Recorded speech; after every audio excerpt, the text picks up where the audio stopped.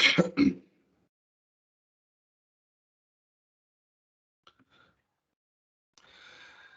الله الرحمن الرحيم والحمد لله رب العالمين وصلى الله على سيدنا محمد وعلى آله وصحبه أجمعين. نويت التعلم والتعليم والتذكر والتذكير والنفع والانتفاع والإفادة والاستفادة والحث على التمسك بكتاب الله وبسنة رسوله صلى الله عليه وعلى آله وصحبه وسلم، والدعاء على الهدى والدلالة على الخير ابتغاء وجه الله ومرضاته وقربه وثوابه سبحانه وتعالى. السلام عليكم ورحمة الله وبركاته. Pray that you are all well, inshallah ta'ala.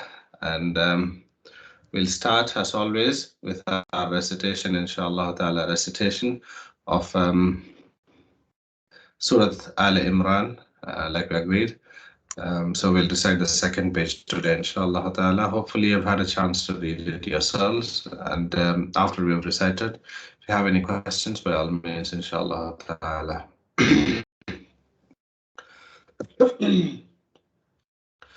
أعوذ بالله من الشيطان الرجيم. بسم الله الرحمن الرحيم. إن الذين كفروا لن تغني عنهم أموالهم ولا أولادهم من الله شيئا وأولئك هم وقود النار. كدأب آل فرعون والذين من قبلهم كذبوا بآياتنا فأخذهم الله بذنوبهم والله شديد العقاب.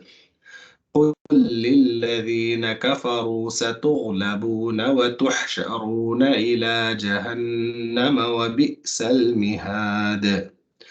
قد كان لكم آية في فئتين التقتا، فئة تقاتل في سبيل الله وأخرى كافرة يرونهم مثليهم رأي العين والله يؤيد بنصره من يشاء إن في ذلك لعبرة لأولي الأبصار.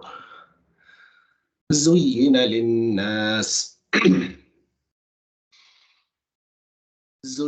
للناس حب الشهوات من النساء والبنين والقناطير المقنطرة من الذهب والفضة والخيل المسومة والأنعام والحرث، ذلك متاع الحياة الدنيا والله عنده حسن المآب. قل أنبئكم بخير من ذلكم للذين اتقوا عند ربهم جنات تجري من تحتها الأنهار خالدين فيها وأزواج مطهرة ورضوان من الله والله بصير بالعباد. صدق الله العظيم. Any questions? Any questions?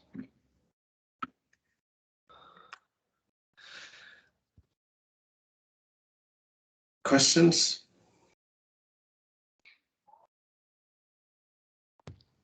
Assalamu alaikum. Yes, please, Hamza. Ustaz, in the last ayah you stopped after Khalidina fiha and then you carried on without so yeah, that's because I'm not feeling too well. Usually I would have completed it, but yeah, I'm not feeling too well. But it's okay to stop there. Because I can understand a bit. I can understand a bit of Arabic. I know that that's okay to stop there. Yeah. okay. Yeah, okay, that's fine.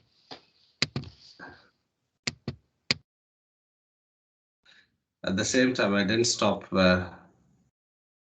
Why didn't I stop? I don't think I stopped here.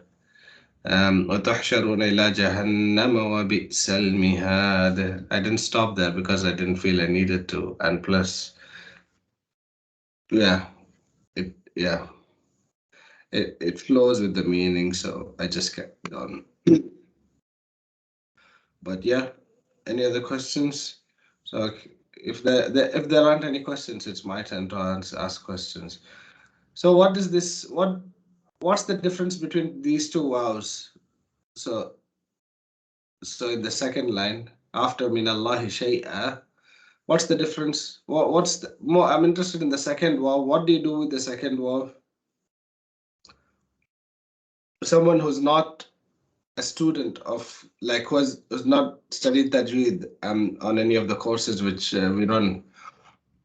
I'd be more than be happy for someone to answer who's like this is the first time they're doing the course basically. So what does this circle on the wow mean? Alaikum Ustad. Alaikum assalam wa rahmatullah. Does it mean that you don't pronounce that little circle? Jazakallahu khairan, excellent. Yeah, so basically you ignore it. It's as though that letter is not there. So you don't do wa ulaika. You just do wa ulaika. It's as though it's not there. Excellent. Very good.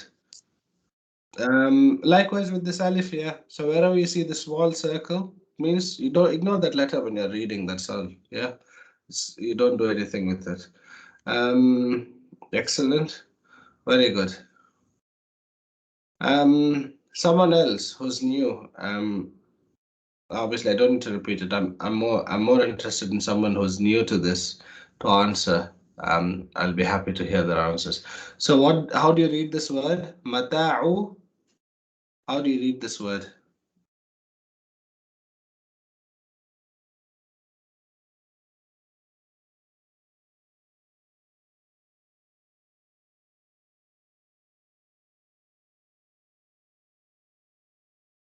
This word.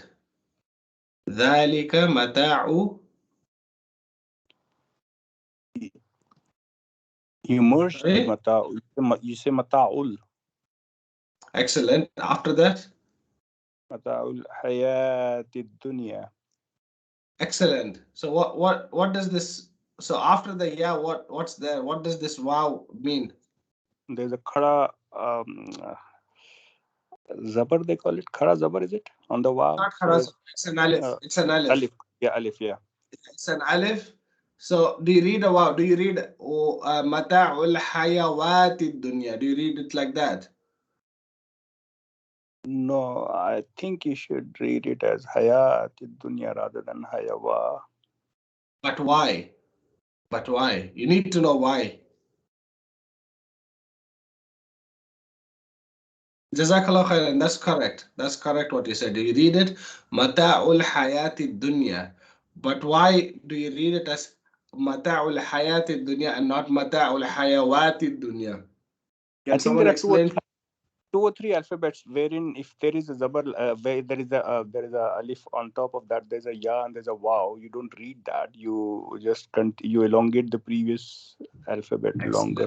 If the alif is there on any letter, then it is an alif. It is an alif. Doesn't matter if it's sat on a waw or a ya or it's by itself. It's an alif. Period. Yeah.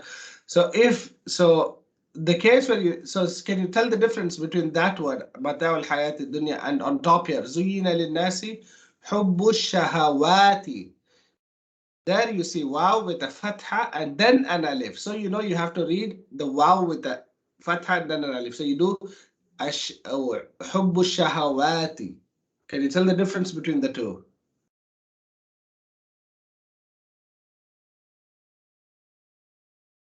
Can someone say yes or no?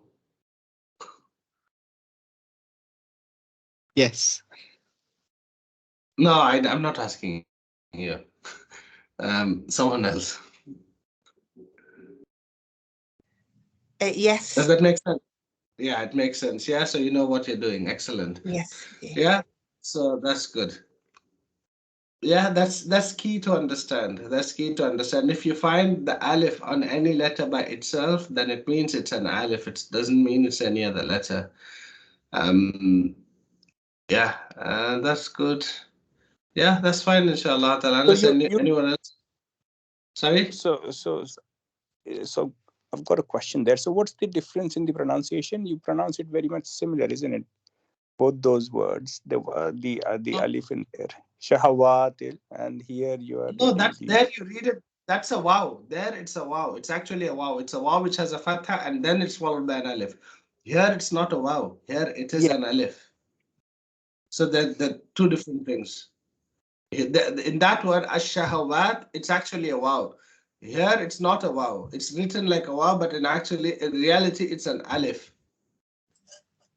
Okay, I get you now. Yeah. Yeah. So two different things. Yeah. Yeah. I don't have anything else to ask unless anyone else has anything else to ask. Okay, something else I can ask. Alladhina taqaw. So if you were to start on this word, how would you start? Alladhina taqaw. Sorry, lilladhina taqaw. How would you start on this word? How would you read this Hamzatul Wasl? If you had to start there, how would you read it? Alladhina, where is it? So it's on the third. It's on the third line from the bottom. Lilladhina in the middle. So lilladhina taqaw. When you join, obviously you don't read the Hamzatul Wasl like we've already mentioned in last class. But if you were to start there, how would you read the Hamzatul Wasl?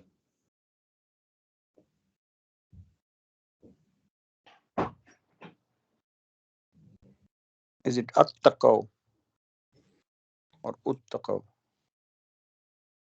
Or ittaqaw? It can only be three. Can we ittaqaw or uttaqaw or ittaqaw? It's like, yeah, precisely. I'm asking which one. and the answer, yes, I need the answer, but I also need to know why. I need the answer and I need to know why.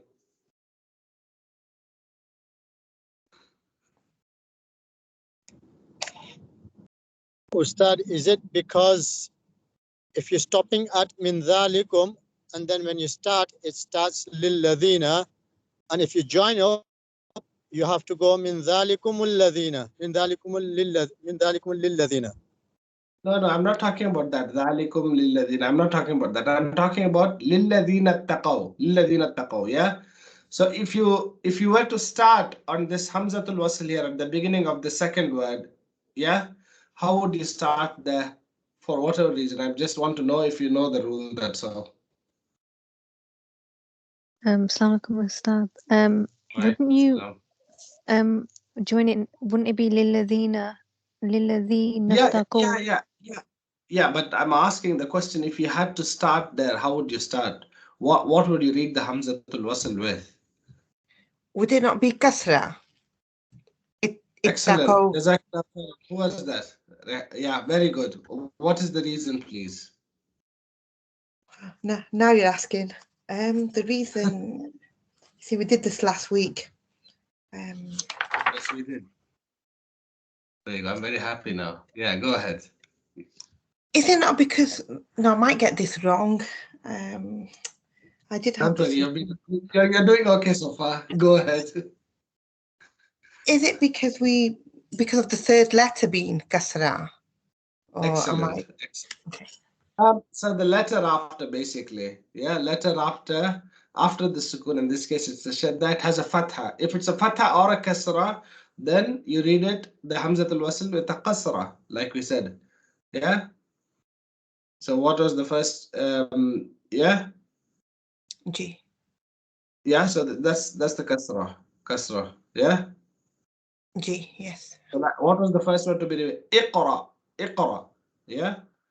So for instance.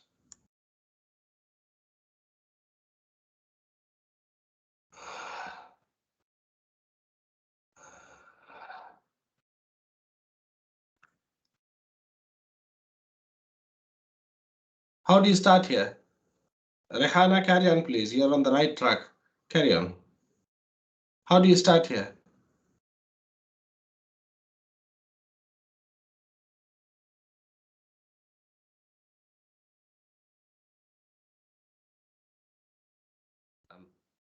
You need to unmute yourself. Apologies. If we're starting off with it'd be kasra, it'd be ikra bismi. Excellent. Yeah, because it's after the sukun, there's a fatha.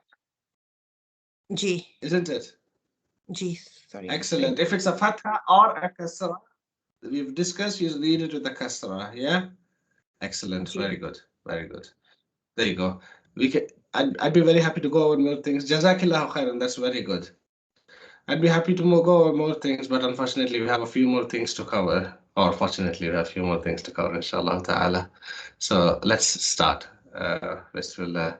So today's session, inshallah, will be interesting, hopefully, as have been the previous sessions, hopefully. So we're going to talk about sukoons. Sukoons, yeah? Sukoons. What do we mean by sukoon? Sukoon. Sukoon literally means an absence of movement. A haraka, like even in Urdu, harakat means movement, yeah? So when you do a fatha or a dhamma or a kasra, you're moving away from the letter into the vowel sound. So you're saying ba, bu, bi. So you move away from the letter into the vowel sound, the a or the e or the u. Yeah, so that's why it's called a haraka. Even in Urdu, it's a harakat, meaning movement. Sukoon is the absence of that movement. Yeah, so we're going to talk something about sukoons, inshallah ta'ala.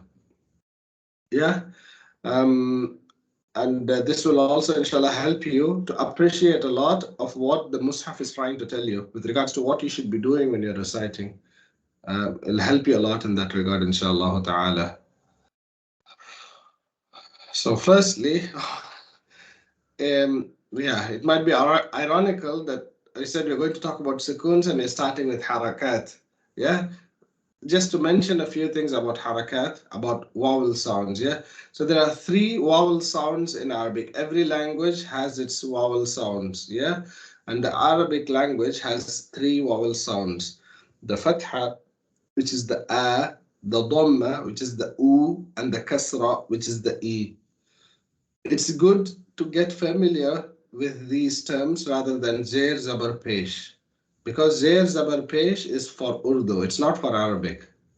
Yeah, Zair Zabar Pesh is that which you find in Urdu, it's not Arabic. Yeah, so it's good to know the terms, know things by their proper terms. So Fatha, Dhamma, Kasra. Fatha, Dhamma, Kasra. Fatha, A, Dhamma, U, Kasra, E. The key thing to know, which concerns us now, is that all of them take the same time for you to articulate. A fatha will always take the same time for you to articulate as a dhamma, will always take the same time for you to articulate as the kasra, regardless of which letter they happen to occur on. So all letters, when they have one of these 3, regardless of which one of these 3 they have, will take the same time for you to articulate. Yeah? So for instance, this word, du-ri-ba, du-ri-ba, takes me the same time to articulate the dad with a dhamma as it takes me to articulate the ra with a kasra and the ba with a fatha. Likewise, quri'a, the qaf with a dhamma, the ra with a kasra, and a hamza with a fatha. Su'ila, all of them take the same time. So when letters, they have a haraka, a vowel, regardless of which vowel, and regardless of the letter itself, all of them take the same time. And depending upon the speed at which you are reciting, that time will either be shorter if you're reciting quicker, it'll be longer if you're reciting slower. That is your basic building block of your recitation. It's considered as your 1 vowel count. It is on the basis of this that you're going to measure everything else in your recitation. Yeah, this is your frame of reference in your recitation. It's 1 vowel count. So 1 haraka. Yeah. Why is this relevant to us when trying to understand the Mushaf? It'll become evident now in the next few slides. Why? Because the elongations, the mudud. Mudud is plural, singular is mad. The mad, there are three types of mad which follow on from the three harakat which we just discussed. So the fatha, the kasra, and the dhamma, when elongated, how are they elongated? So the fatha, when followed by an alif, is elongated, and it's the alif mad. The kasra, when followed by a ya, is elongated into a ya mad, and the dhamma, when followed by a waw, is elongated into a waw mad. Yeah. So these are the three elongations. Three elongations. What do we mean by elongations? How long are they? By default, these elongations are twice that which you articulate not normally for one haraka. So an alif mad takes you the same time to articulate as two vowel counts, as in two letters with a single haraka, basically. So for instance, Ar-Rahmanir Rahim, Ar-Rahman. The ma, this alif mad takes me twice than to say ma.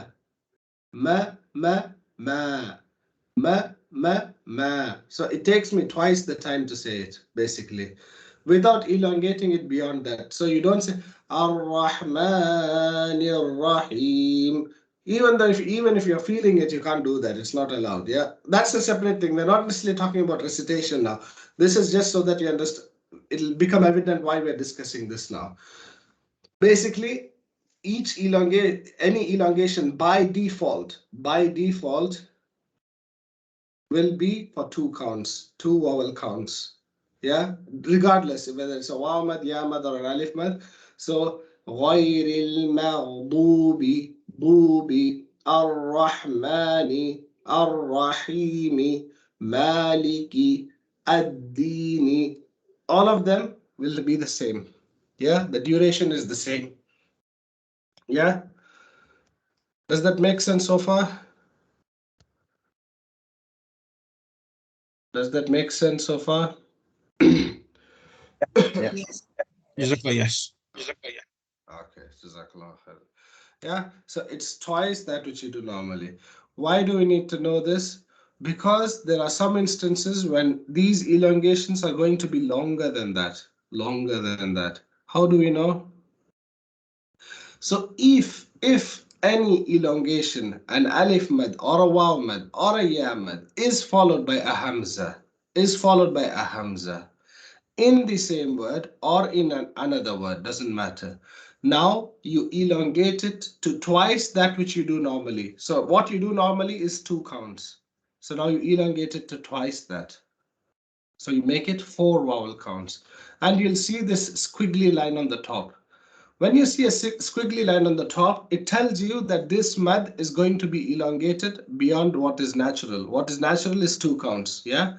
So if it's followed by a hamza, you do it twice that which you do normally. So for instance, this is a ya mad. See, this is a ya mad followed by a hamza. So you see a squiggly line on top. So what do? Fi ahsani taqwim. So you just don't do fi ahsani taqwim. You don't do just that. You elongate it. Fi ahsani taqwim. So you elongate it twice. So يحسب أن ماله أخلده.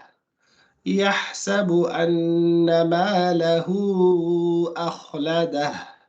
So this waw mad is twice that which you do for the ma. This alif mad is just two counts. And this waw mad, as you can see the squiggly line on top, it's because of the hamza after it, you're going to do it twice that which you do normally. So يحسب أن ماله أخلده. Likewise, تبت يدا أبي لهب وتب. So this B, Abi, is two counts. This yada is four. Why? Because it's followed by hamza, and you can see the squiggly line on top to tell you it's more than two. It's more than two. Yeah, because of something which there's something affecting this mad, this elongation, which is going to take it out of its default state. The default state being two counts. Now you're going to do it for four. Just twice that. Yeah? Does that make sense? Yes, it does. Thanks. Okay. Jazakallah. Any questions? Jazakallah. Any questions so far? Or is it straightforward so far? Yeah. So this is twice. If it's followed by a sukoon, if the mad is followed by a sukoon, yeah, then you do it 3 times what you do normally. 3 times what you do normally. Three meaning 6 counts. Yeah, normal is 2, so it is. So it can either be in the form of an actual sukoon. Usually, more often than not, it's in the form of a shadda. The shadda, like we know, there's a sukoon. There's 2 letters combined together. Yeah, it's 2 letters combined together. The first letter being a sukoon. So, for instance, walad dallin. The lam, there's technically 2 lambs there, the first lamb with the sukun and the second lamb with the kasra. So whenever a mad, an elongation, is followed by a sukun, either in the form of an actual sukun or in the form of a shadda, now again it's going to be elongated, but this time 3 times what you do normally. 3 times what you do normally. So it's going to be 6 counts. 6 counts. Yeah. Again, regardless, it can be alif mad or waw mad or a ya mad, and the squiggly line on top. The squiggly line on top again is going to tell you this mad is not in its default state. A default state for an elongation is 2 counts by default. So the squiggly line on top tells you it's not in its default state. And then, as you can clearly see, there is sukoon or a shadda after it, whereby you know, okay, that's now it's 3 times what you do normally. Yeah. So for instance, ولا الضالين. Yeah. ولا الضالين. It's 3 times what you do normally. So this lean is you do it twice. This yamad, 2 counts.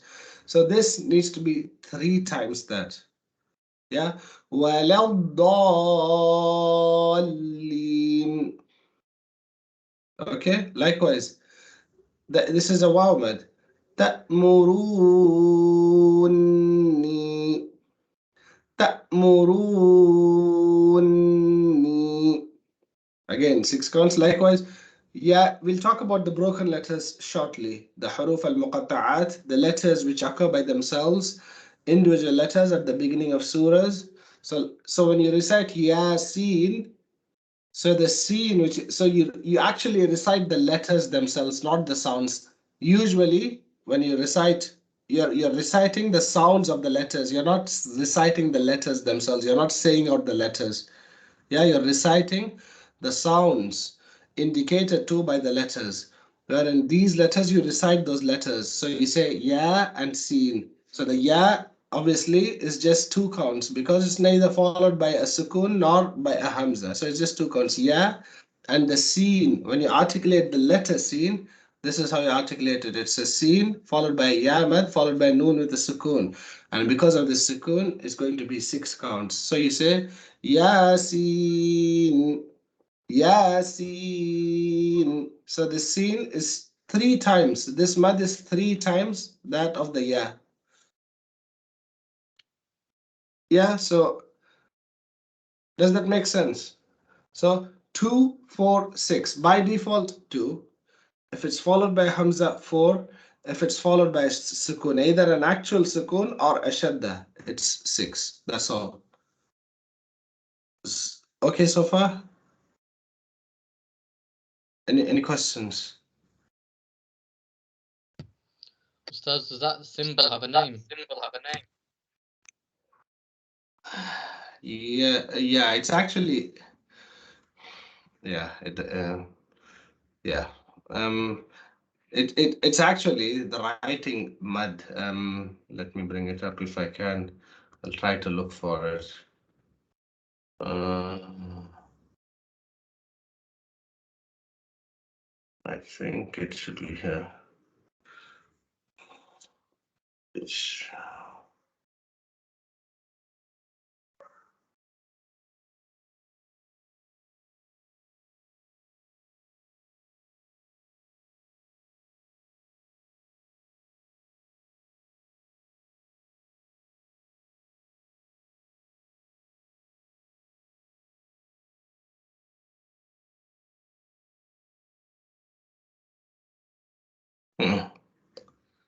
Are you still seeing the screen?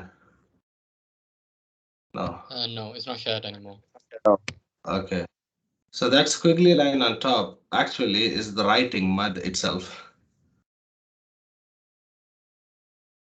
Yeah. That squiggly line literally means mud. Yeah. Oh, okay, yeah, I can see that. Yeah. Yeah. So all symbols have meanings. All the symbols like the so everything has a meaning. Like the shadda is literally the head of a sheen to tell you that letter is to be read with shidda. Yeah. The yeah. This one is that you don't read the letter. That you don't read the letter. This is the head of a kha, to say it's khafif, as in you read it lightly, the sign of the sukoon.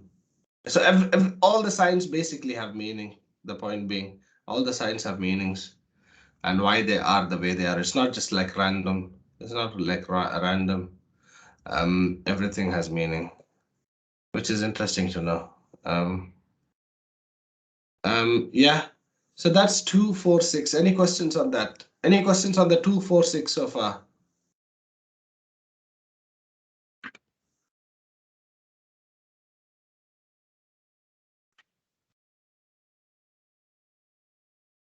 Okay. Bismillah, I'll take that as a no. The other thing you need to know, the last thing you really need to know with regards to this is, if you happen to stop on the letter after what is known as a lean, what do we mean by a lean? A lean is basically a ya sakina preceded by a fatha, or a waw sakina preceded by a fatha. Basically a ya with the sukoon preceded by the fatha, which is the sound I, or a waw with the sukoon preceded by a fatha, which is the sound ow. So what happened? Typically, it's not an elongation. If you carry it on, so for instance, Surah Quraysh, every ayah of the surah ends in this manner. Yeah. If you carry it on, then there is no mad. So لإيلاف قريش إيلافهم رحلة الشتاء والصيف. So if you carry it on, there's no mad. But if you see, it's Aya Sakina preceded by Fatha. The end of every. It's not necessary that it has to be at the end of an ayah. It's just this surah. That's the way it is. So every ayah ends with a letter after a lean. So the first three ayahs, it's a ya lean. Ya Sakina preceded by Fatha. And you stop on the letter after. Likewise, second ayah, Ya Sakina with the Fatha, and you stop on the letter after. Third ayah as well. Ya Sakina preceded by Fatha, you stop on the letter after.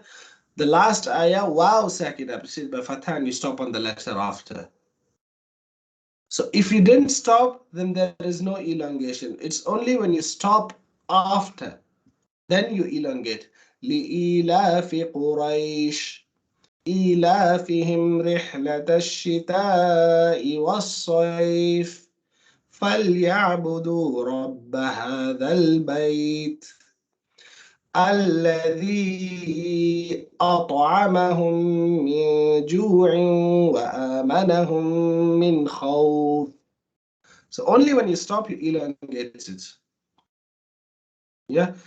So wow lean and ya lean. Wow with the sukun preceded by fatha. The sound ow, and the ya with the sukun preceded by fatha. I.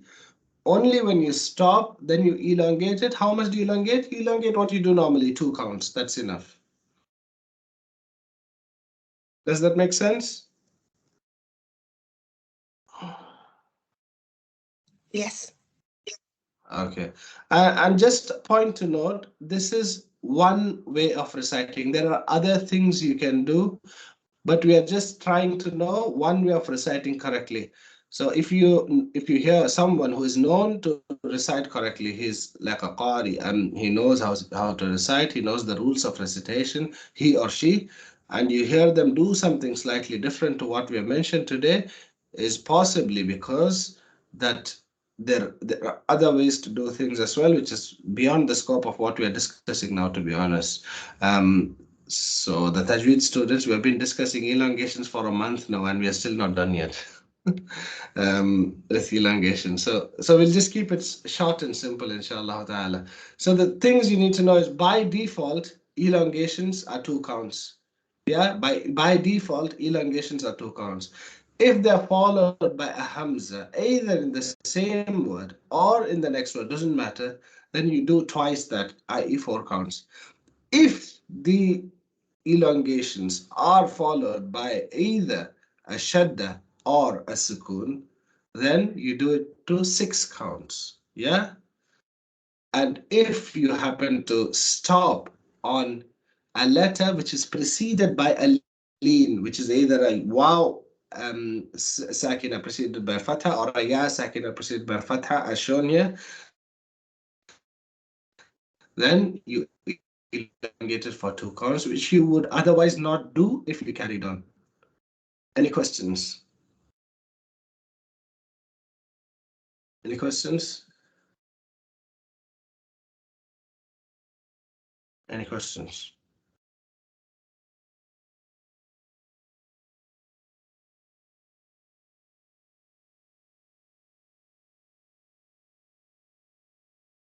No? Okay, there you go. That's good. That's good. But if you do have, please, by all means. So that's 2, 4, 6, yeah? So why do we mention this? Yeah? So obviously, now we come back to, I wouldn't say it's my favorite part, but you know. So there's a few things you need to know. When you come over from the Uthmani Mushaf, sorry, from the Indo-Pak into the Uthmani Mushaf, there are a couple of things. So firstly, like we mentioned, whenever an elongation is followed by a hamza, you do it for 4 counts, regardless of whether it's in the same word or in a different word. Yeah? So for instance, ما أغنى ماله أخلده إذا جاء. Yeah, so all of the so the first example, the hamza is in the next. So first 2 examples, the hamza is in the next word. Yeah, it's not in the same word. It's the next word. Whereas in the third example, it's in the same word. إذا جاء. But the Indo-Pak Mushaf differentiates between how it shows the both. Even though both, according to our recitation, which we recite, there's no difference. You do not differentiate between the 2. Yeah, there's a difference in how they are marked. Yeah, so as you can see here, so they say choti mad and badi mad, whatever it is. I think so.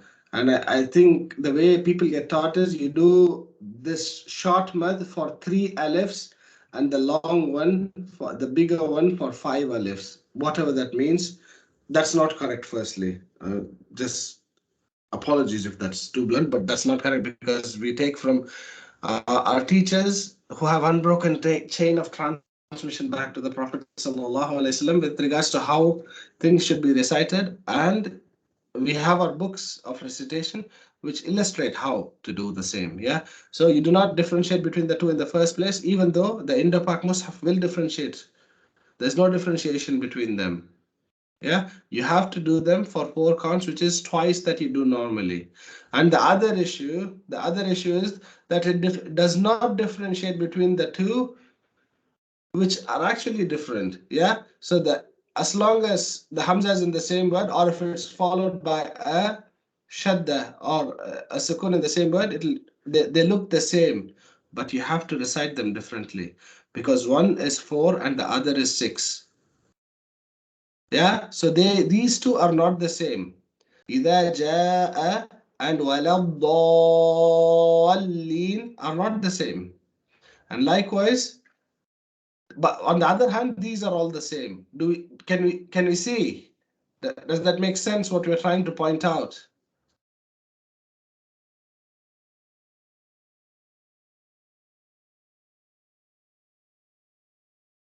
It helps if someone replies. So you can say that again, please. Yeah. So yeah, I'm still sharing it. So So these three, there's no difference in how you recite them, even though the Indo-Pak Mushaf will show you the third one differently to the other two, the first two, if you can see. Yeah, shows that differently.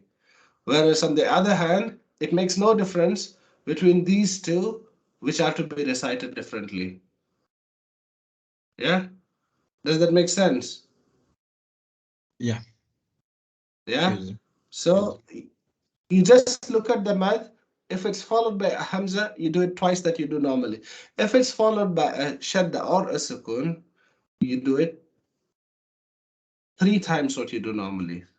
That's all. Yeah? Yes. Any questions on that? Any questions?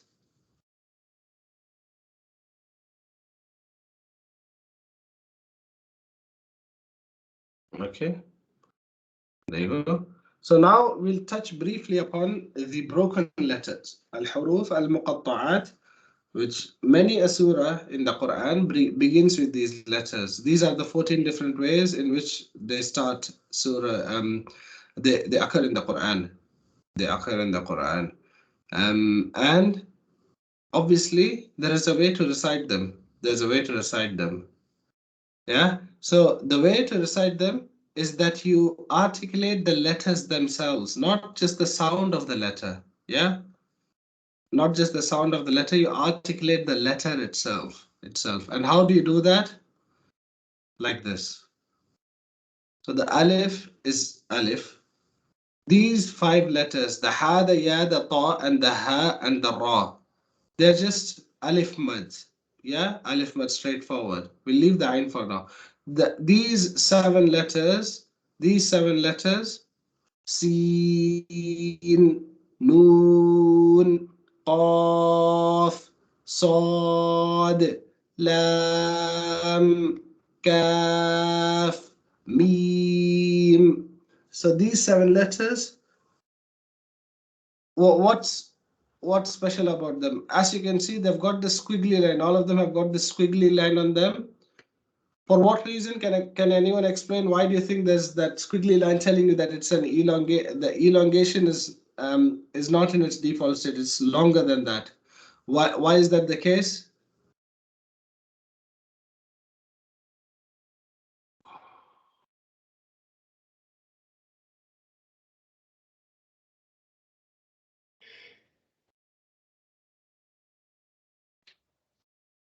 Someone? Yes, please.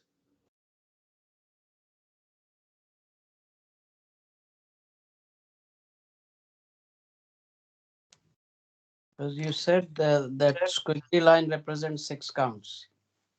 No, it doesn't represent 6 counts. It represents that it's not going to be 2. It's either going to be 4 or 6. It depends on what comes after. Yeah.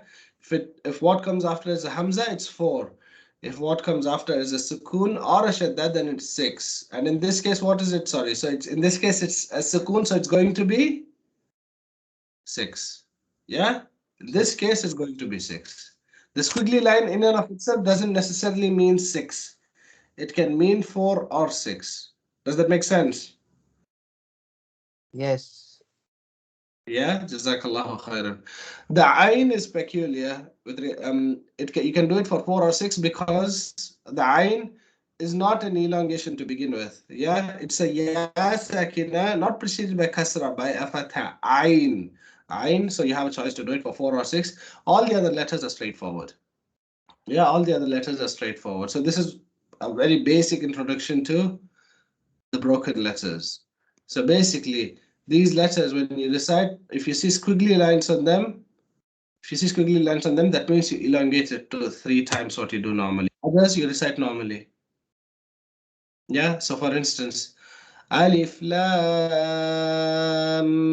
Mim Sad Hamim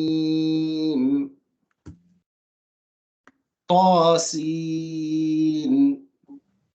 Yeah, so you just elongate them 3 times what you do normally.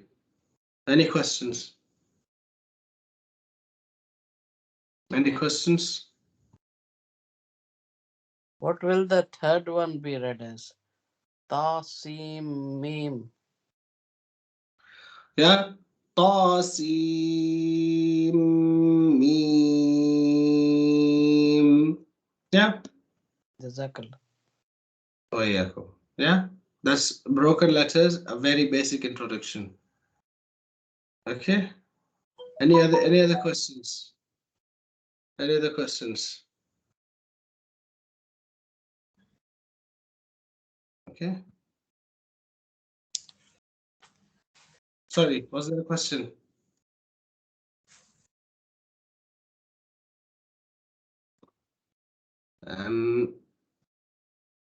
So now we'll come in. So that finishes our discussion for today with regards to elongations. Yeah, elongations, which are a type of sukoons,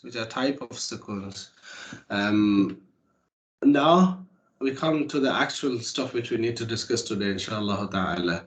So the first one is whenever you see a noon with a shadda or a meme with a shadda, you automatically hold it without exception. Whatever you're doing, even if you're stopping on it, you hold it always. So for instance, حمالة الحطب حبل من مسد ملك الناس إله الناس من شر الوسواس الخناس. So wherever you see a noon with a shadda or a meme with a shadda, without exception, you always hold it. You always hold it. You hold the ghunna. You hold the ghunna. Yeah. You always hold it. This rule has no exception whatsoever. This rule has no exception whatsoever. Whenever you see a meme with a shadda or a noon with a shadda, you always hold it.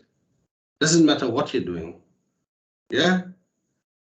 That should be straightforward. That's as black and white as they come. Rules. Yeah, that's as black and white as they come.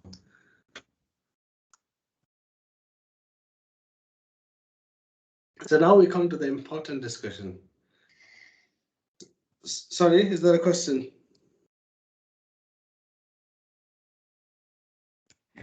Okay, there you go.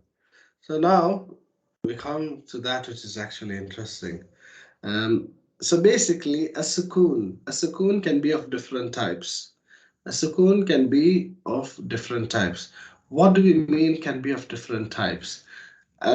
Basically, a letter, when it has a sukoon, it means that it does not have any vowel sound to go with it. Yeah, you articulate the letter by itself. You articulate the letter by itself without any accompanying vowel sound like a or a u or a e. What does that result in? What does that result in? It results in now letters coming into contact or with each other, i.e. interacting with each other. For instance, let's take this. Alhamdu. So between the lam and the ha, there is no sound. The lam and the ha, there is no sound. What do you mean there's no sound? There's no vowel sound separating the lam from the ha. You go straight from the lam to the ha. There's no alaha, aliha, aluha. There's nothing separating the lam, the letter lam, from the letter ha. You go straight. Yeah, you go straight. Yeah, you go straight from the lam onto the ha. Likewise, from the meme to the dal. Alhamdu. Da. There's nothing between the meme and the dal. There's no sound between the lam and the ha and the meme and the dal. So what this results in, letters coming into contact with each other with the possibility of now interacting with each other. Yeah. This is what the sukoon does basically. Because if there is a haraka, a vowel sound, there is movement away from the letter, which now creates a separation between the two letters. Yeah, kataba, ka. So I move away from the kaf. Ka, ta, ba. So it creates a separation. Yeah, but with the sukoon, there is no separation. So what happens now, depending upon the letters which have now come in contact with each other, depending upon the nature and the characteristics of these letters which have come together, there can be varying degrees of interaction between these two letters which have come together. And these varying degrees of interaction will result in the different types of sukoons. Yeah.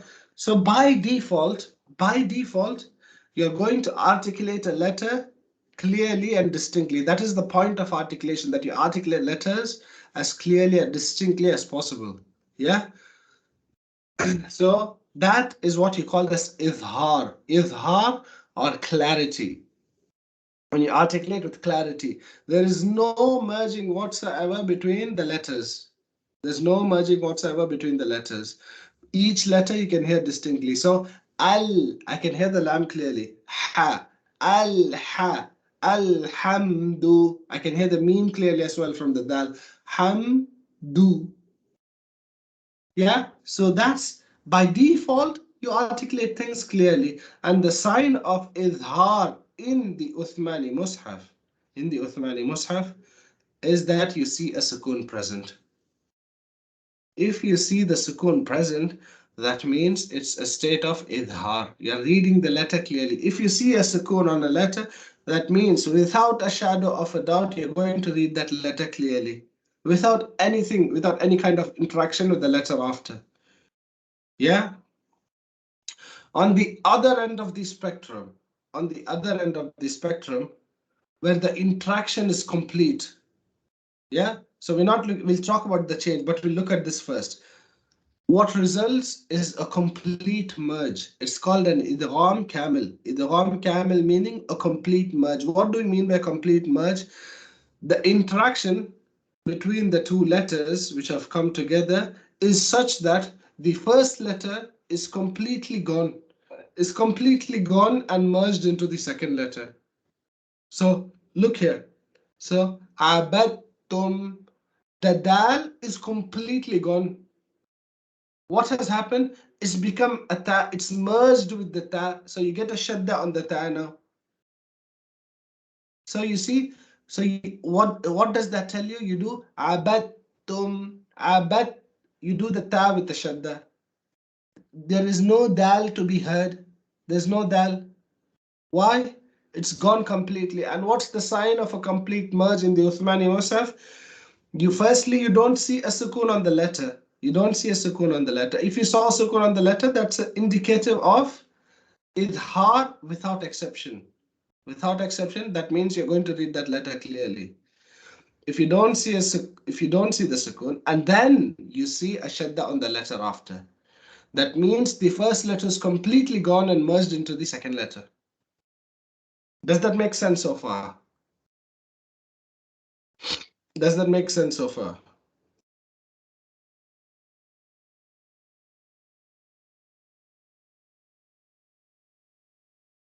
Yes, it does.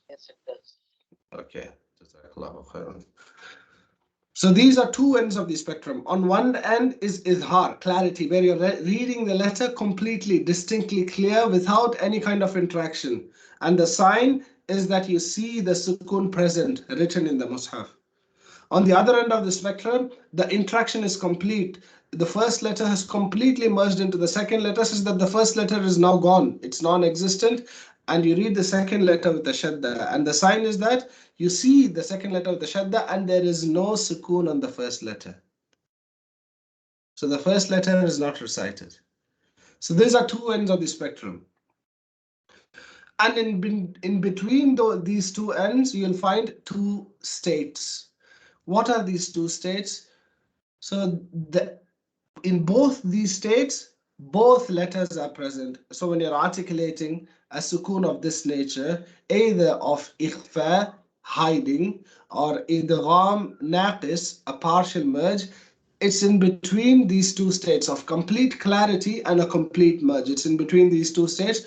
What is in between? In between meaning there is something present from the first letter and there is something present from the second letter. Yeah?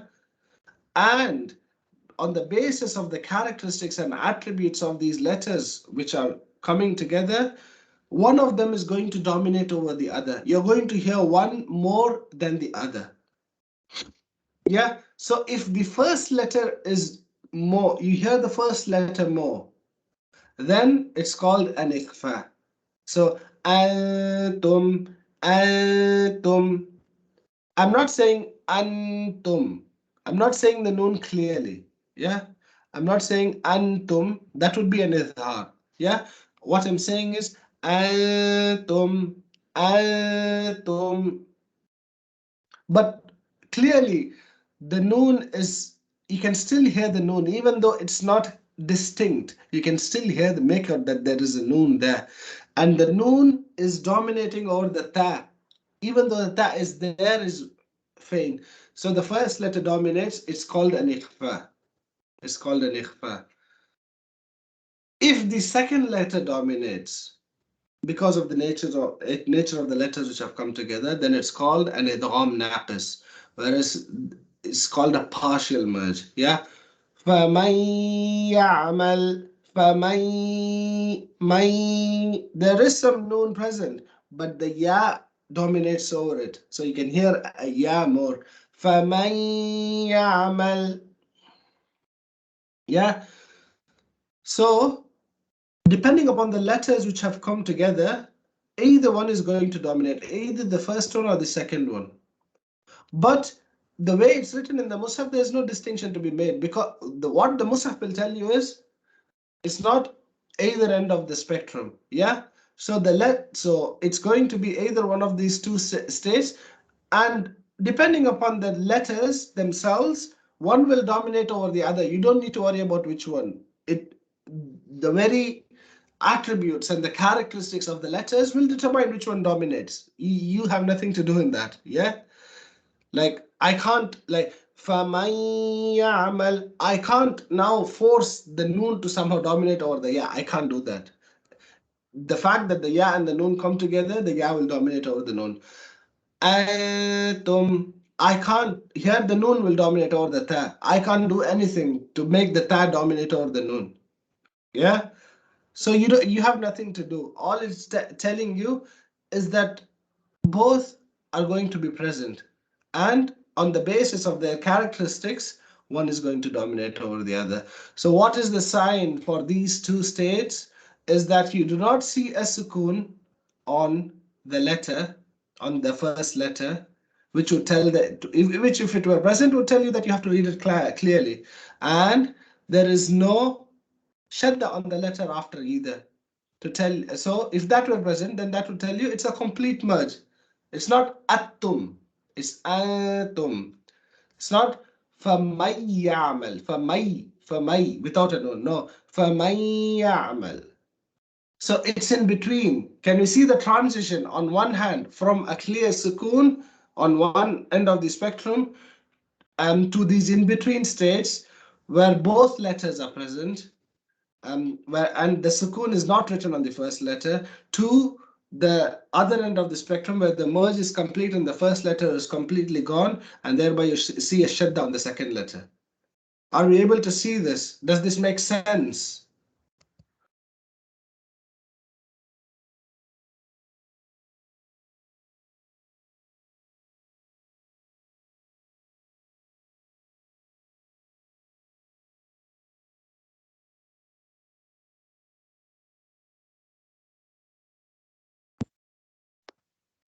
It did make sense, but not sure if I'm going to remember it though. You don't need to remember it. All it needs to do is make sense. Yeah. Explanation is just to aid in your understanding. Yeah. It's not that you need to memorize everything which has been said. Yeah. That's not. Yeah. All it is, if you see a sukoon, it means you read it clearly. No exceptions. If there's no sukoon and there's a shadda on the next letter, that means the first letter is completely gone. You read the second letter only. Yeah. And if you see neither, you don't see a sukoon on the first letter and you don't see shadda in the next letter, that means it's in between. That's all. Yeah. Okay. Is that okay? Yeah.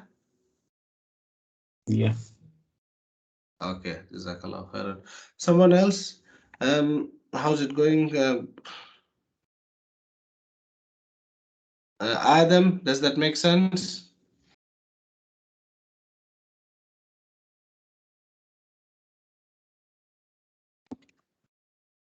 Yeah, it does make sense. Okay, Jazakallahu khairan. Good.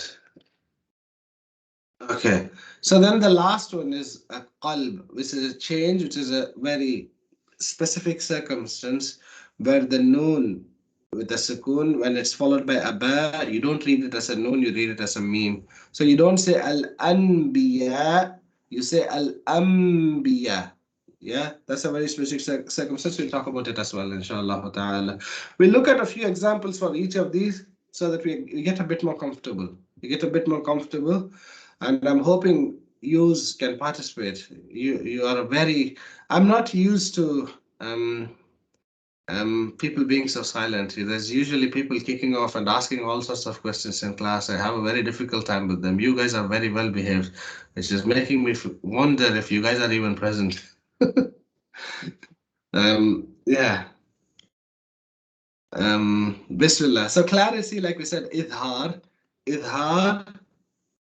When you see the sukoon present, that means you read it clearly. So al-maghdubi, the lam read clearly, the ghain read clearly. So the first letter and the second letter, all of them clear. Al-maghdubi, al-mustaqim, al-mustaqim, alhamdu, all of them read clearly. The other thing is the tanween, which we haven't necessarily specifically talked about, which on hindsight, now that I think about it, probably should have included a slide or two introducing the concept of a tanween. So the tanween is basically a noon sakina, a noon with a sukoon, which is recited but not written. It's recited but not written. And when is it recited? It's only recited when you carry on. And it's only ever found at the ends of words, the tanween. And it's only ever recited when you carry on and not when you stop. Yeah? So this noon sakina as well, what is the sign that this noon sakina is in a state of clarity or idhar? Is that you see the lines, and obviously this tanween is indicated by a doubling of the haraka. So 2 kasras or 2 fathas or 2 dhammas. Yeah.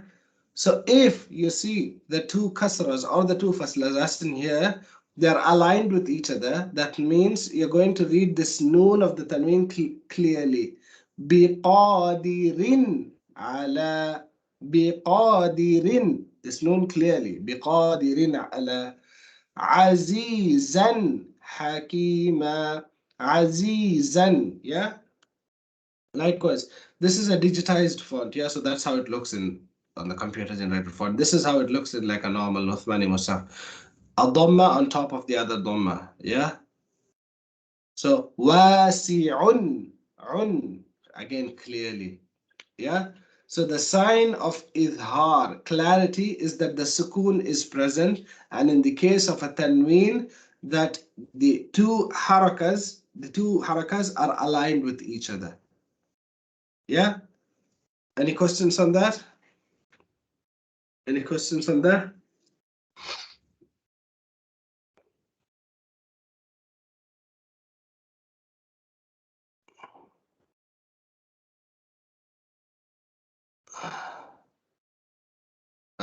Khalida, does that make sense? Any questions?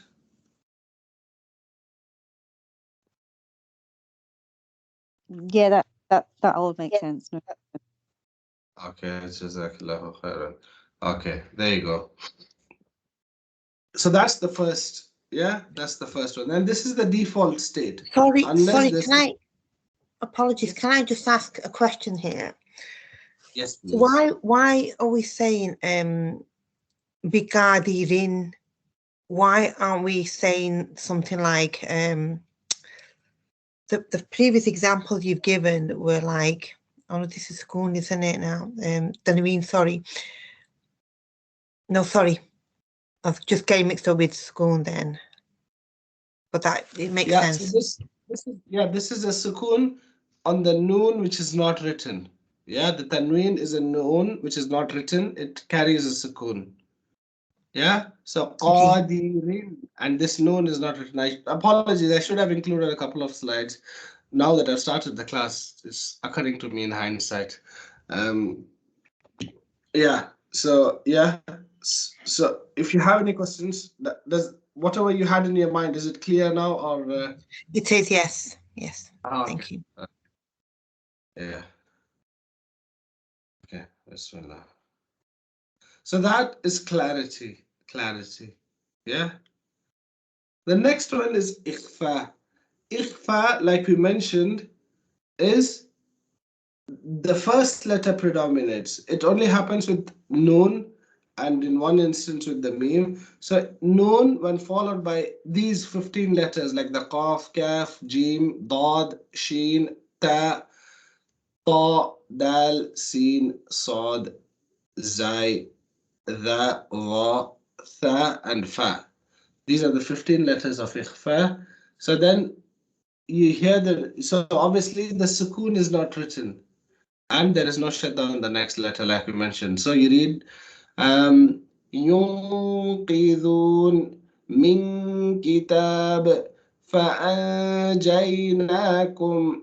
So you don't read فأنجيناكم. So you read فأنجيناكم إن ضللت. Yeah. So the noon is present more. So basically, I'm not necessarily focusing on recitation now. That's not the point of this course anyway. This is to look at the Mushaf and know what the Mushaf is telling you. And the sign of ikhfa in the tanween is that you see the two harakas skewed. So look here. Shay'in shahid. It's not shay'in. So it tells you it's not shay'in. How? Because the harakat are skewed, as you can see. Ma fa akhraja. Ma anfa, not anfa. As you can see, the two fathas are skewed. Likewise, the two dhammas, they're not one on top of the other, they're one beside the other, they're broken up. Yeah? Kawkabun durriyun. Yeah? Kawkabun, not kawkabun. Kawkabun durriyun. And then one instance of the ikhfa of the meme, you don't see the sukoon again. ترميهم بحجارة. All of these are examples of ikhfa. We are not necessarily focusing on how to articulate them correctly, but what we are focusing on is the first step before trying to articulate it correctly is to know what the Mushaf is telling you. And in these instances, you can see that you're not going to read the noon clearly or the meme clearly, but that it's going to be a case of ikhfa or a hiding. Yeah, hiding. And this is one of the key things, which is difficult when it comes to the Indo-Pak Mushaf. As you can see here, so an'amta, as you can see on the Uthmani Mushaf on the left, an'amta is a case of idhar. You see the noon clearly. But if you come below min sharri, you can tell it's a case of, you're not going to read the noon clearly. But in the Indo-Pak Mushaf, you can't tell the difference. You can't tell the difference between clarity and hiding. You by looking at it, you can't tell it's min sharri. Can you see? Does that make sense? You can't tell. Whereas in the Uthmani Mushaf, just by looking at it, there's no shadow of doubt in your mind that it's not going to be clear. You're not going to read it min sharri. Does that make sense?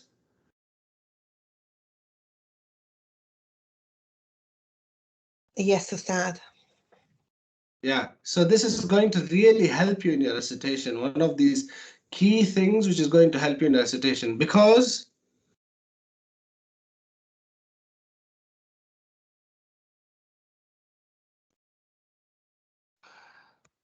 So this is 15 letters of, so 15 scenarios for the noon. So noon followed by 15 letters and the meme followed by 1. If you wanted to stick with the Indo-Pak Mushaf, you need to know these 16 scenarios off by heart, and you're just getting started. And not just by heart, you should be able to do that on the go as you're reciting. Yeah, you should be able to do it on the go as you're reciting. And this is just getting started with regards to things you should have in mind. Like, I go back to the first thing. There are a lot of things which you need to bear in mind, and you should be very, very grounded in order for you to be able to recite from the Indo-Pak Mushaf correctly. This is just getting started. These 16 scenarios, you must know them in and out. You shouldn't even think for a moment when you're reciting when these letters come up after a noon sakina, because the Mushaf is not going to tell you, like we just looked at. It's not going to tell you that you have to do an ikhfa. It'll just, you'll see a sukoon on the letter. Yeah, so that's the second scenario. The third scenario is a partial merge. Like we said, it's still one of those in-between states, but only that the second letter predominates. The second letter predominates. But there's something left from the first letter. There's something left from the first letter. So with the noon, it's a case of the ya and the waw. Man yaqulu, may, yeah, this ya, this, and min waraikum, and like we said, it looks the same in the Indo-Pak Mushaf. The idgham naqis and the ikhfa, they look the same. They look the same. There's no difference. Yeah, there's no difference. And for the reason we have already explained, it's not something you do. It's based on the characteristics of the letter. One will predominate over the other. Either the first letter will predominate or the second letter will predominate. And likewise, in these 4 words, there are only these 4 words. When the ta sakina is followed by a ta, so what happens is you won't see the ta is actually a letter of qalqala. It's a letter of qalqala, which is like bounce. Ato. But when it's followed by a ta, which is very similar to the ta, except that it's light, you don't do that. You don't do basatota, no, you do basata, basat, as in the ta, only the heaviness of the ta remains. Everything else is gone. Basatta, you don't do basatta, making it a ta completely. Only the heaviness remains as you do the first one. Basatta. Likewise, farrattum, yeah, ahattu, not ahattu, ahattu, farrattu, not farrattu, the first one. So only the heaviness. Obviously, we're not going into recitation, but the marking tells you that the second letter is going to dominate, but there's something remaining. There's something left over from the first letter. It's not completely gone. There's something remaining. Yeah. And this as opposed to the last scenario, which is a complete merge, wherein without exception, you'll see that the first letter is completely gone from the recitation. So you'll see nothing on the first letter and you'll see a shadda on the next letter. So sorry, yes, sorry. Sorry, Staji, the previous slide. Yeah. The ta is a heavy ta. Yeah. So why are we not saying basata? Like, why are we not because you don't go to the so they're articulated. Jazakallah khairan. So obviously this is now we're going into why, which is now recitation, which is basically the ta and the ta are from the same place, except that the ta is heavy. Yeah. So when you have letters from the same place, you don't so basically that means you're going to merge. You don't, if you try to do the same sounds separately, individually, repetitively, it's very easy for your tongue to slip. That's why like tongue twisters are very difficult to say. They are very similar sounds, but they're all distinct. So it's difficult to say. It's not easy on the tongue. So to make it easy, this is how it's articulated. Yeah, this is how Arabic is articulated. That you don't articulate it, you don't do basatota, you don't do that. It's, yeah, you're going to the same place, you're not going to go back twice. You do basata, yeah, just to keep it short. Would that ruling only apply to this example? Yeah, we're covering examples. Yeah, so in this, for this scenario, just this. Yeah, there are something similar we'll talk about, but that won't be a case of partial merge. It'll be a case of complete merge, and we'll look at it. Okay, thank you. Okay, jazakallahu khairan. Ustaz, could I just ask one question about that slide? Yeah. So them 4 examples at the bottom, like in terms of what the Mushaf is telling us, how would we know that the Mushaf's not telling us to do ikhfa? Because doesn't that look the same as well? Like for the last 4, for the bottom 4 examples, because the ta doesn't have anything on top of it. How do we know that? How would you do an ikhfa there? Yes, that's what I was thinking. Like how, is there such thing as an ikhfa with? Worrying about doing something which you can't do, so then why worry about it?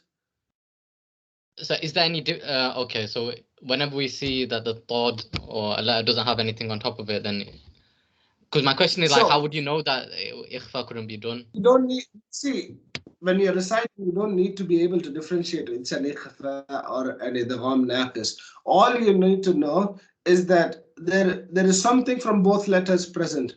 It's the characteristics and the attributes of these letters which have come together, which will determine which letter dominates and what characteristics remain and what characteristics go away. Does that make sense? This is just, if the first letter dominates, then it's an ikhfa, because the first letter is still there, even though it's not clearly there, but it's evidently there. It's not distinctly there. It's like you say, like if there's a pillow on the bed and you throw over a blanket over it, you can still make out that there's a pillow there, isn't it? Even though you can't see it clearly, but sure enough, it's there. So that's more so like an ikhfa. The first letter dominates, even though it's not distinct and clear. Yeah. The other scenario is where the second letter dominates. Only very little of the first letter remains, if that makes sense. So in these scenarios, only a very faint ghunna remains. What the sound you hear is actually the waw or the ya. Man yaqulu min waraikum. What you hear is more of the ya and the waw. And likewise, in the case of the ta and the ta, only thing which remains is the heaviness of the ta. Everything else is gone. The qalqala is gone. Yeah. Okay, yeah, I've understood now. Okay, that makes sense. You don't need to. So technically, the ikhfa and the idgham naqis are kind of in the same space. That's why there's no differentiation between them. The differentiation comes with proper articulation of what is being mentioned, what you're reciting. One is clearly going to dominate over the other. Okay, yeah, understood. Yeah. So the other end of the spectrum is the complete merge. The complete merge, wherein the first letter is completely gone. It's completely gone from the recitation. And you hear the second letter, only the second letter with the shadda. So, walam yakul lahu. There's no noon. Yeah, the noon doesn't have anything. You see a shadda on the lam. Walam yakul lahu min rabbihim, not min rabbihim, min rabbihim. Mimma. So obviously there's an idgham, you see a shadda on the meme now, and because the shadda on the meme, like we said, the shadda on the meme or a shadda on the noon, without exception, you hold the gunna. Min ni'mah, min ni'mah, mimma, mimma. And the sign of the complete idgham in the tanween is that the vowels are skewed and you see a shadda on the next letter. It's all logical. It's the same logic we have discussed. Yeah. So there's no noon to be read now. Kitabim mubin. It's completely become a meme. Kitabim mubin. Rizqan lakum. Rizqan lakum. Yeah. So there's no noon now. It's become a lam. Rizqan lakum. Rajulur Rashid. Rajulur Rashid. Not Rajulun Rashid. Rajulur Rashid. Yeah. This is another issue. Another issue. In the Uthmani, in the Indo-Pak Mushaf, you can't tell the difference between an idgham naqis and an idgham kamil. So for instance, the bottom two, وَلَمْ يَكُلْ لَهُ, the noon is completely gone. But فَمَنْ يَعْمَلْ, the noon is still there. So as you can see the sign, it clearly, you can differentiate between that which is complete and that which is incomplete, like we've just mentioned. Whereas in the Indo-Pak Mushaf, you can't differentiate. So so how would you know? وَلَمْ يَكُلْ لَهُ and فَمَنْ يَعْمَلْ. How would you know that here you have to do the gunna? فَمَنْ يَعْمَلْ, and here you don't do the gunna and not do وَلَمْ يَكُلْ لَهُ, for instance. Yeah, so you can't differentiate in the Indo-Pak Mushaf between that which is incomplete and that which is complete, like you can do in the Uthmani Mushaf. And if anyone is going to argue, well, you need to know this. Okay, so how many more scenarios do you need to know of your hand on the spot as you're reciting? Yeah, so that's another 4 scenarios. So just in 3 slides, we've covered like 20 things you need to know, like not just know in theory, like on the go as you're reciting. Yeah. Anyone agree? It's a bit easier to read now that you're kind of getting a hang of what the Mushaf means and what the Mushaf is trying to tell you. Does anyone kind of agree? Yeah, it's starting to make a bit of sense now.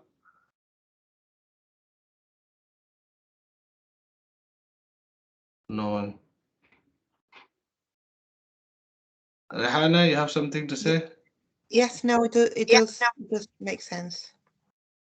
Okay, alhamdulillah, alhamdulillah. Shibir, you have something to say? No, Jazakallah khair. Yes, it makes sense. Okay, alhamdulillah. There you go. That's what it is. Because that's what we said. The Mushaf is going to tell you everything. It's going to tell you everything. You just need to know what it's telling you. That's all. Likewise, whenever you have letters, same letters, one with a sukoon followed by another same letter, it'll always be a case of idgham. You see, so idrib bi'asak, idrib bi'asak. It's not idrib. Usually by the letter of qalqala. You'll always see it written like this, meaning what? Whenever the same letter with the sukoon is followed by another letter, it'll always be a case of idgham. You don't go to the same letter twice. You don't do yusrif and then let go and go back fi. Yuwajjihu.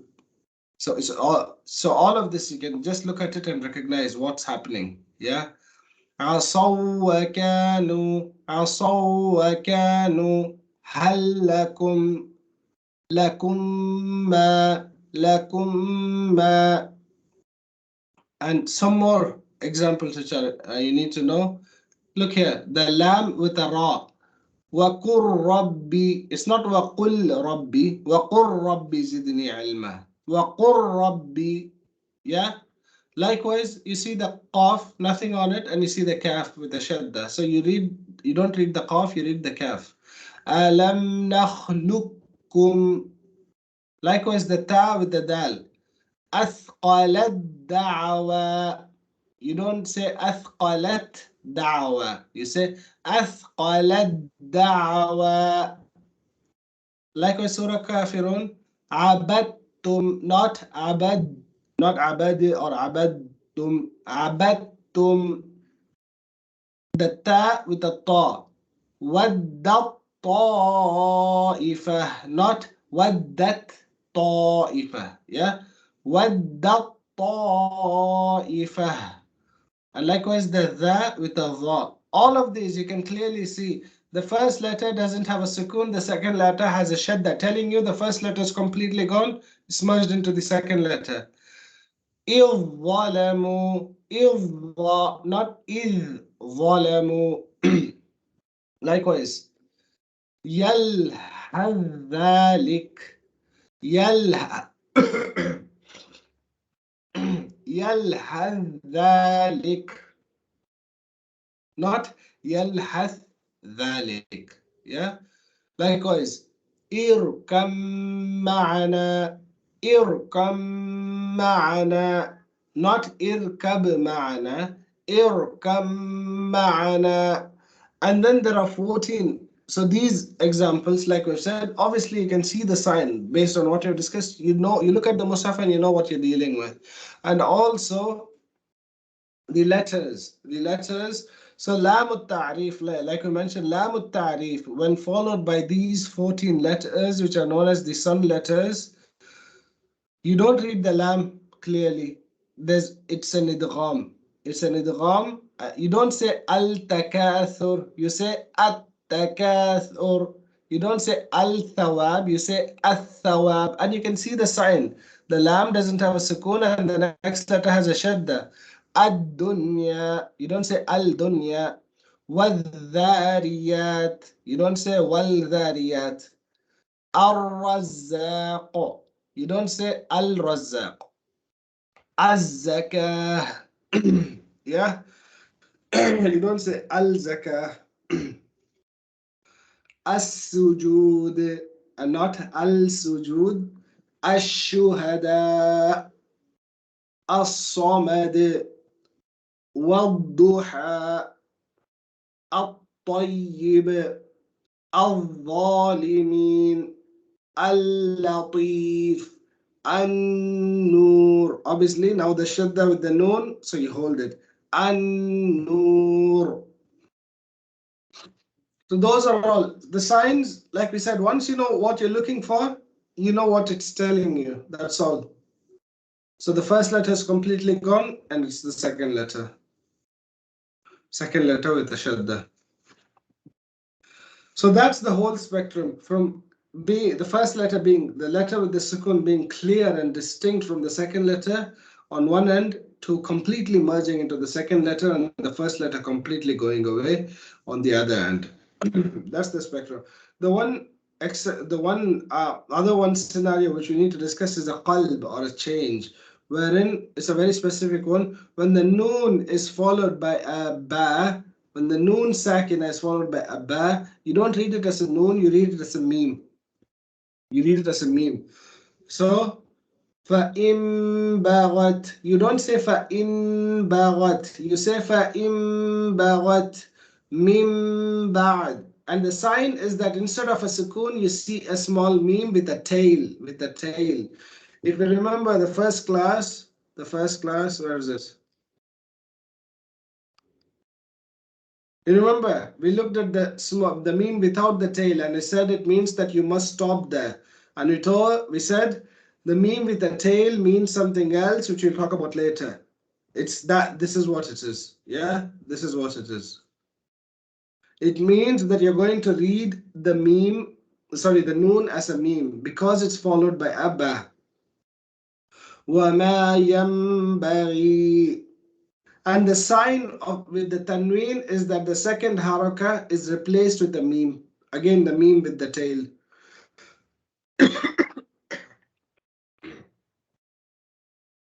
So you read it kafirim bih, not kafirin, kafirim bih. Sami'an basira, muhitum bil kafirin.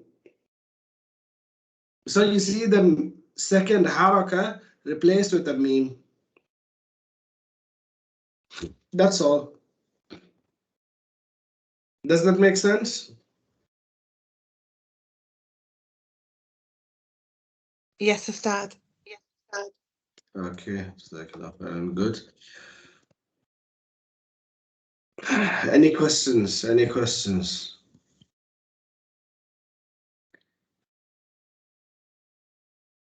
Any questions? Okay. There's only one final thing we need to mention. That's inshallah for today's class at least. So we need to have an understanding of sukoons which are actual and sukoons which are incidental, i.e. that which is asli and that which is arid. What do we mean by that? An actual sukoon is that which is present in the mushaf. Yeah? It can be any type. It can be an ikhfa, it can be an idhar, it can be an idgham, kamil or naqis, it can be a qalb. So, tabbat, it's in a state of idhar. Abi, it's in a form of a mad. Wa minkum mu'min. So, this is an ikhfa. Minkum, this one's recognized in an ikhfa. This mu'min, this meme is an idgham. As you can see, there's a shad on the meme after, and after that is.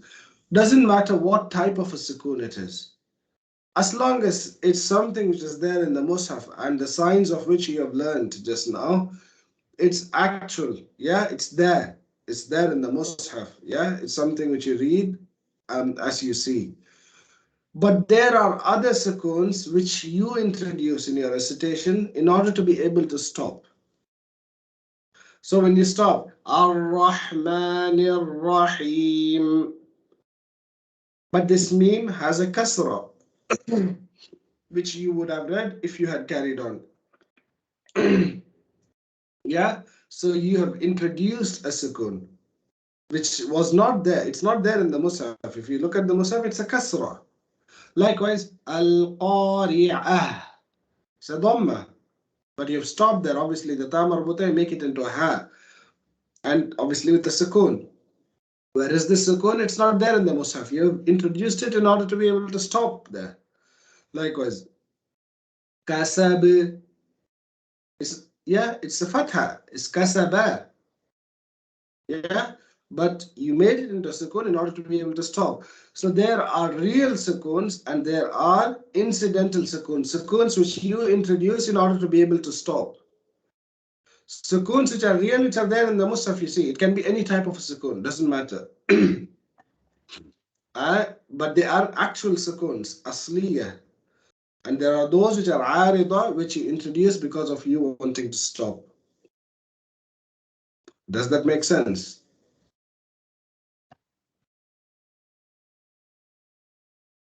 Yes, Ustad. So the point from that is that when you stop and you introduce a sukoon, that sukoon necessarily can only be an idhar. It's very logical. Why? Because there's nothing after now to affect the sukoon, even if it had been any other kind. So for instance, all of these, ترميهم بحجارة, it's in a state of ikhfa, this meme. But if you stop there, so it's in a state of ikhfa because of the ba after. If you stop there, it will be in a state of idhar. ترميهم. That's it. You're not going to do anything more because there's nothing more after to affect this sukoon. And by default, it will be in a state of idhar. So for instance, فَمَن يَعْمَلْ. When you carry on, it's an idgham naqis, it's a partial merge. But if you stopped, faman, that's it. Why is it faman? Because you stopped there. There's nothing after now. Yeah, it's just that's straightforward. So bar rabbukum, bar rabbukum. When you carry on, the lam is gone. But if you stop there, bal, bal. Why? You have stopped there. There's no ra after. Yeah.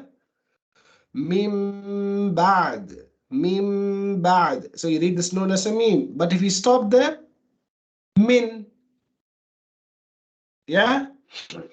So actual sukoons can be any of the types you've mentioned. They can be changed. They can be a complete merge, partial merge. They can be in a state of hiding or in a state of clarity. It can be any of those. Where the actual sukoon, that which is written in the Mushaf and the signs of which we have learned. Incidental sukoons, that which you bring about because you want to stop. It can only be izhar, obviously, because there's nothing after it affective. Regardless, even if you happen to stop on a different type of actual sukoon. So even if you happen to stop on a sukoon which was in a state of ikhfa if you had carried on, which was in a state of partial merge if you had carried on, which was in a state of complete merge if you had carried on, or it was in a state of change if you had carried on. But the fact that you have stopped, that which was bringing about that state is no longer present. So it will revert back to its default state of idhar. Yeah, that's just straightforward, inshallah ta'ala. Does that make sense?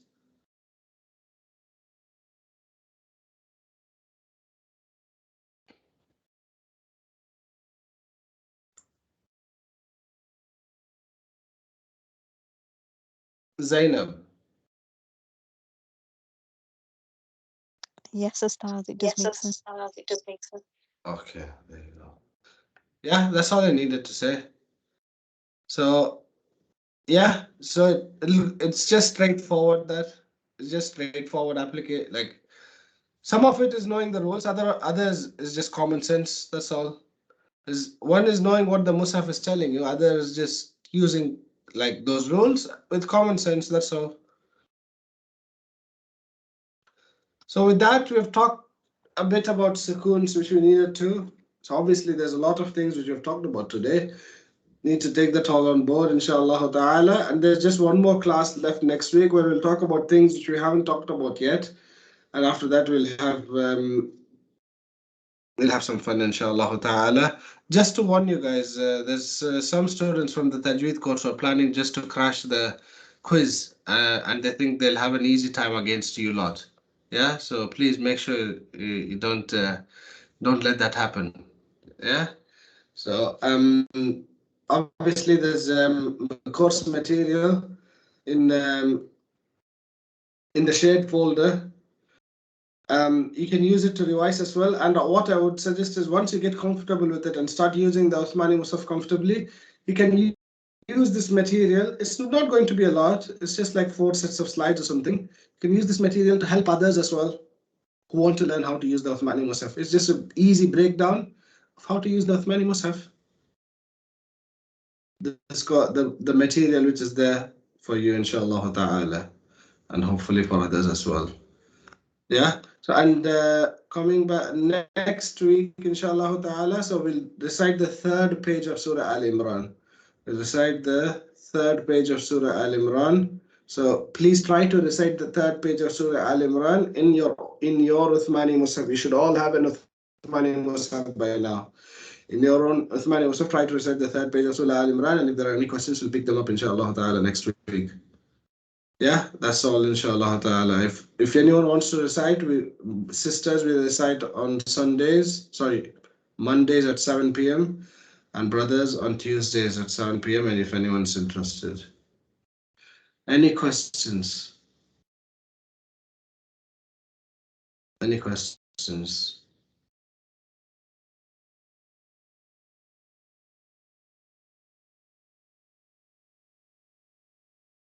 Questions?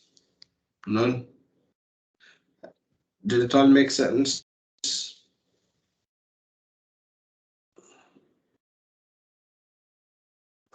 Yes, jazakallah. Oh, yeah, inshallah. Okay, inshallah, we'll finish there. اللهم انفعنا وارفعنا بالقرآن الكريم واجعله لنا إماما ونورا وهدى ورحمة. اللهم ذكرنا منه ما نسينا وعلمنا منه ما جهلنا وارزقنا تلاوته آناء الليل وأطراف النهار واجعله لنا شفاء وشفيا وحجة يا رب العالمين. وجزى الله عنا سيدنا محمدا صلى الله عليه وعلى آله وصحبه وسلم ما هو أهله. وجزاكم الله كل خير والسلام عليكم ورحمة الله وبركاته.